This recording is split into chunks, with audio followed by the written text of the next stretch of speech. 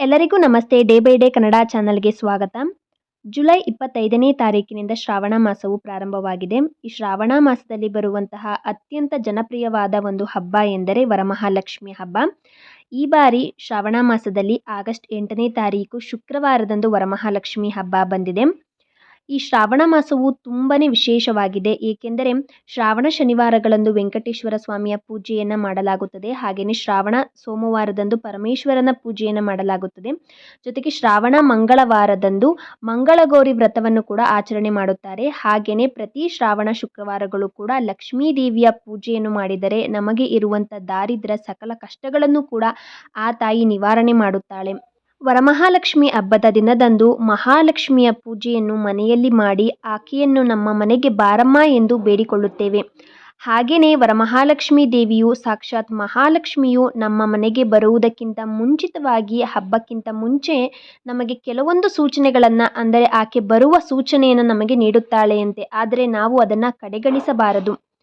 ಮಹಾಲಕ್ಷ್ಮಿಯು ನಮ್ಮ ಮನೆಗೆ ಬರುವ ಯಾವ ಸೂಚನೆಗಳನ್ನು ನಮಗೆ ಹಬ್ಬಕ್ಕಿಂತ ಮುಂಚಿತವಾಗಿ ನೀಡುತ್ತಾಳೆ ಅನ್ನೋದನ್ನು ಇವತ್ತಿನ ವಿಡಿಯೋದಲ್ಲಿ ತಿಳಿಯೋಣ. ಜರಿಯನ್ನು ಕಂಡರೆ ತುಂಬ ಜನಕ್ಕೆ ಭಯ ಇರುತ್ತೆ. ಆದರೆ ಜರಿ ಮನೆಯೊಳಗೆ ಬಂದರೆ ಸಾಕ್ಷಾತ್ ಮಹಾಲಕ್ಷ್ಮಿಯೇ ಮನೆಯೊಳಗೆ ಬಂದಂತೆ ಅಂತ ನಮ್ಮ ಹಿರಿಯರು ಹೇಳ್ತಾ ಇದ್ರು.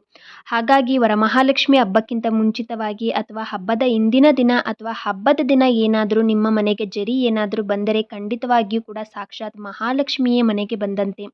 ಮನೆಯಲ್ಲಿ ಏನಾದರೂ ಒಂದೇ ಸ್ಥಳದಲ್ಲಿ 3 ಪಲ್ಲಿಗಳು ಇರುವುದು ಏನಾದರೂ ನಿಮಗೆ ಕಂಡರೆ ಅದು ನಿಜವಾಗ್ಲೂ ಕೂಡ ಒಂದು ಶುಭದ ಸಂಕೇತ ಅಂತಲೇ ಹೇಳ್ಬೋದು. ಅಂದರೆ ಅದು ಒಂದು ಅದೃಷ್ಟದ ಸಂಕೇತ ಆಗಿರುತ್ತದೆ, ಅದೃಷ್ಟದ ಸೂಚನೆ ಆಗಿರುತ್ತದೆ.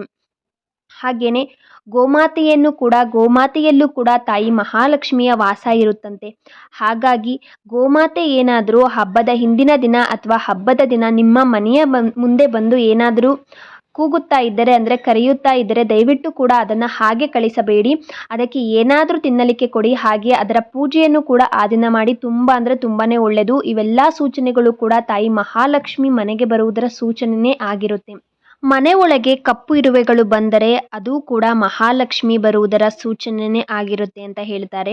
ಅಂದರೆ ಸ್ವೀಟ್ ಏನಾದರೂ ಬಿದ್ದಿದ್ರೆ, ಸಕ್ಕರೆ ಏನಾದರೂ ಚೆಲ್ಲಿದ್ರೆ ಆಗ ಇರುವೆಗಳು ಬಂದರೆ ಅದು ಬೇರೆ. ಆದರೆ ಸಡನ್ನಾಗಿ ಮನೆ ಒಳಗೆ ಕಪ್ಪು ಇರುವೆಗಳು ಇದ್ದಕ್ಕಿದ್ದಂತೆ ಕಾಣಿಸಿಕೊಂಡರೆ ಖಂಡಿತವಾಗಿಯೂ ಕೂಡ ಅದು ನಿಮಗೆ ಮುಂದೆ ಬರುವ ಒಂದು ಅದೃಷ್ಟದ ಸೂಚನೆಯೇ ಆಗಿರುತ್ತೆ.